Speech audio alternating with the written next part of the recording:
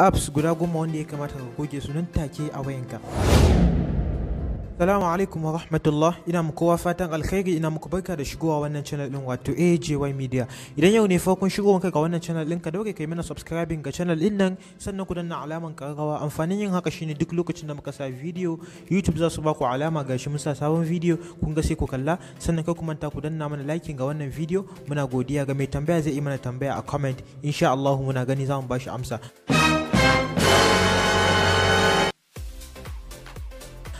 A yau insha Allah na zo muku da wasu applications guda goma wanda ya kamata a ce ka goge su. Idan kana da su a wayanka ya kamata a ce ka goge su immediately, yanzu ne ya kamata a ce ka goge su. Kamar yadda kuka sani, Google Play Store nan ne matattarin inda ake ɗauko applications kala-kala daban-daban, amma matsalan shine akwai waɗanda suke sa applications waɗanda ba mutanen kirki ba, waɗanda suke so su kwato wasu data daga wajenka. Wasu application da kuke gani ba kowane application bane yake da amfani a wajenka. Idan yana da amfani kuma ba shi da kyau, kila na hackers ne kuma kamancin haka. Saboda haka akwai applications waɗanda suke ansan data daga wajenku, suke ansan data daga wayoyinku, ila wannan kana da bank details ɗinka da sauran, suke samun data daga wajenka, personal data da personal information naka. Hatta za su iya stealing kudin da ke cikin accountinka. To akwai applications kala-kala. A yau insha Allah za nuna muku wasu application waɗanda muke tunani suna da matsala gaskiya daga cikin Android apps da muke da su. Za mu iya faɗa maka su. Idan kana da su a yanzu ya kamata a ce ka goge su. Application na farko shine weather apps. Akwai applications wani da ake kira weather apps, suna nan da yawa applications ne waɗannan applications ɗin akwai na miyagu waɗanda an yi su ne saboda a kwace wasu information, a samu wasu information naka daga wayanka, ila na attackers su yi attacking ɗin abubuwanka, social media ɗinka da sauransu. To suna na application ana kiransu weather apps. Wannan su ne za ku ga application na yanan gizo, zan ce ko mai ban san yadda zan kira shi da Hausa ba. Weather apps waɗanda za ka ga an sa date, an sa ko idan ana sanyi da a sa maka sanyi ana sanyi, idan ana zafi da a sa maka gashi nan percentage ana sanyi kaza. To duk wa'innan application akwai na kirki waɗanda ba su da matsala, akwai waɗanda da suke ma zuwa da wayan, amma wasu daga ciki idan kuka yi downloading din su suna da matsaloli kala-kala wanda bai kamata a ce ka bar shi a wayanka ba. Sannan abu na biyu shine social media apps. Akwai social media apps irin su Facebook, su wannan su ma suna da wasu dan matsaloli kaɗan, duk da waɗannan application ɗin idan kuka gani suna da amfani sosai ga jama'a, amma ta wani ɓangaren suna da matsaloli waɗanda akan samu waɗanda suke zuwa su yi attacking ɗinku, amma wannan sai mutum ya irin daddana link ɗin da mutane suke yi da sauransu, tuttura abubuwan da ba su san su ba duk a tatturawa. To irin wannan su ne suke, ba wai application ɗin bane suke da matsala karan kansu, amma ana samun matsaloli daga mutane waɗanda suke shigowa suke neman wasu details naka, su kwace maka account. Sannan su wa'annan application social media apps nan da muke da su suna cinye batiri sosai gaskiya, suna cinye batiri na waya. Don haka idan ka ga batirin ka na saurin karewa, sai ka rage application na chatting da kake yi da su. Akwai waɗanda ba su da amfani, waɗanda ka san ba su da amfani ka goge su. Sannan abu na uku su ne optimizers. Akwai wasu applications waɗanda ya kamata a ce suna ba wayanka kulawa, su goge, su yi clearing cache, waɗanda mun yi bayani kwanakin baya, su yi clearing cache na wayanka, su goge unnecessary programs, wasu apps da kake da su waɗanda ba su da amfani.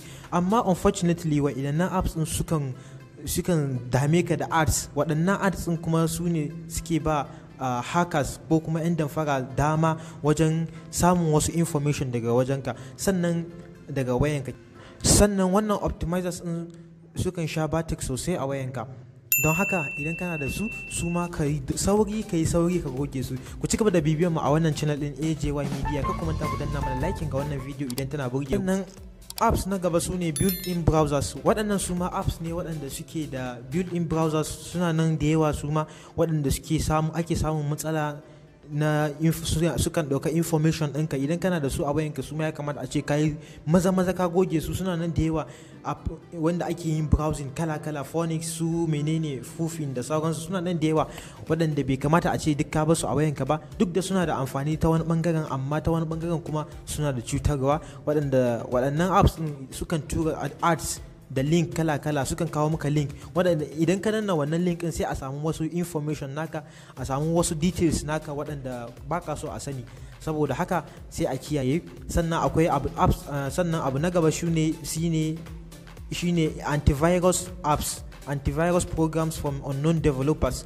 Akwai wasu apps da ake kira antivirus waɗanda suke ya kamata a ce suna goge virus da ke wayanka, su goge virus idan akwai wasu abubuwa. Har da computer ma akwai apps wanda za ku ga irin wannan, amma matsalan su ne waɗannan apps ɗin kuma sukan fito da ads an yi creating apps ɗin nan wasu wanda ba a san su bane, wato miyagu hackers ila unknown developers waɗanda ba a san su ba sukan fito da irin waɗannan apps ɗin saboda su samu information su ma sosai akan ka ta sanadiyan zuwan link. Watakila idan ka danna link ko kuma mistakenly, wasu suna dannawa mistakenly sai a yi directing ɗinka zuwa Chrome ɗinka ko Google ɗinka ko makamancin haka. Idan ka danna wannan link ɗin su ma sukan samu wasu information, su ma suna nan miyagu waɗanda suke hada application kala suna ɗaurawa. To sai ku daure ka ku yi downloading irin wayannan application ɗin saboda ku kare kanku daga irin waɗannan mutanen. Na shida shine browsers with additional features. Akwai browsers inda ake yin browsing waɗanda su ma suna da matsaloli irin waɗannan apps ɗin wanda bai kamata a ce kawo su a wayanka ba, irin su UC browser waɗanda zaka ga suna da ana yin game a ciki, ana yin menene phonics da sauransu. Su ma sukan kawo abubuwa waɗanda sukan samu information wayannan abubuwan wanda ba za ka taba sani ba, sai dai idan kana amfani da su wata rana a ce an sace account ɗinka ko an samu details, an sace wasu social media platform da kake yi su Facebook su menene, an kwace maka account da sauransu. To duk da irin wayannan apps din su ma sukan yi affecting mutane sosai. Sannan abu na 7 shine apps for increasing your phone memory. Akwai apps waɗanda ake kiransu waɗanda suke increasing phone memory ɗinka, su ma ya kamata a ce idan kana da su a wayanka ka daure ka yi sauri ka goge su, ba su da amfani. Akwai masu amfani a cikin apps ɗin, akwai wanda na kwarai ne waɗanda ba su da matsala, amma mafi yawanci waɗanda mutane suke amfani suna da matsala sosai. Sannan app na 8 shine battery saver and fast charger apps. Akwai application waɗanda kai ka ɗauka za su dan sa batir ɗinka ya zama kana samun batir sosai a wayanka, kana charging ɗinka yana charging fast, kana samun idan ka sa caji sai ka ga charge in yayi zama yayi sauri sosai, yayi caji da sauri kuma bai cinye batiri da sauransu. Waɗannan apps ɗin gaskiya suna da matukan matsala sosai wanda ya kamata a ce mutum shi ma ya goge su. Kai ka ɗauka kaman za su baka saurin caji da sauransu, amma duk irin wannan apps ɗin ma shirme ne, ba su da amfani, bai kamata a ce kana kawo su ba. Wayanka kawai zai baka daman idan yana caji, idan batir ɗin yana da kyau zai yi caji, batir ɗin ba zai dinga sauka sosai ba da wuri ba. Idan kuma cajin yana da kyau kuma wayan bai da matsala, zai dinga yin cajin fast. Ba sai ka yi downloading irin wayannan application ba, suna da matsala sosai. Sannan app na 9 shine music player apps. Akwai apps waɗanda suke taimakon ka wajen wajen samun audio, jin audios, music, waƙe da sauransu da karatuttuka da sauransu in form of audio. Waɗannan apps ɗin suna da matsala sosai. Duk da files ɗin da kake da su music ɗin suna nan safe, ba su da matsala waɗannan, amma app ɗin shi karan kanshi yana da matsala. Irin waɗannan apps ɗin su ma suna nan da yawa waɗanda bai kamata a ce duk ka bar su a wayanka ba, saboda matsala ne gaskiya. Idan wayanka ya zo da irin wannan, sai ka tabbatar ka bar shi kadai kawai, ba shi ka je kana yin downloading. Wasu suna ganin tunda wannan ya fi karancin MB 10 MB ne 5 MB ne ba zai cika min space ba, yin downloading ne shi. To idan ka yi downloading irin waɗannan za a samu information naka, sannan a samu details naka. Musamman irin wannan apps din za ku ga suna tare da full ads. Akwai ads kala an dinga zuwa maka da ads, advertisement kala waɗanda ba su da amfani. Kana kunna data za ka ga ads kala suna shigowa. To irin wannan abin da ya kamata ka goge shi sharp ka goge shi, kakka kuskura ka bari, in ba haka ba za ka samu matsala, za ka yi nadama wata rana. Idan baka yi nadama a yau ba, gobe za ka yi nadama, jibi za ka yi nadama. Don haka sai a kiyaye sosai, a tabbatar an san application daga inda ya kamata, an san applications kafin ka iya downloading. Kakka je ka yi downloading kowane irin application kana gani a Play Store.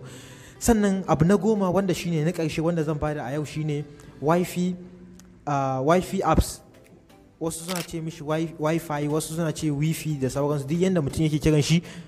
To wifi apps waɗannan suna nan su ma da yawa, applications ne waɗanda ake bada kila free data da sauransu, waɗanda su ma suna samun information naka sosai, wanda bai kamata a ce ka bar su a wayanka ba gaskiya. Sukan yi collecting information naka, da personal information da private information da sauransu, duka sukan samu information naka, wanda waɗannan information ba ka son kowa ya sani, musamman bank details ɗinka ko kuma social media apps ɗinka, securities ɗinka da sauransu, wanda ba ka son kowa ya sani. Amma irin wannan apps ɗin sukan kutsa sosai saboda yanayin yadda suke turo maka ads da sauransu. Irin wannan application na wifi din nan akwai irin su master wifi key, free wifi connect, su wifi free wifi pro, su smart free wifi, dukkan su irin waɗannan suna da matsaloli wanda bai kamata a ce mutum ya wasu a wayan shi ba. Ka yi sauri idan kana da su ka goge su nan take, saboda wayan ka ya zama safe, kai ma ka zama safe. Ina fatan wannan bidiyon ya burge ku daure ku tura wa 'yan uwanku saboda su ma su amfana, su kare kansu, su kare wayoyinsu, su kare details nasu na bank da sauransu.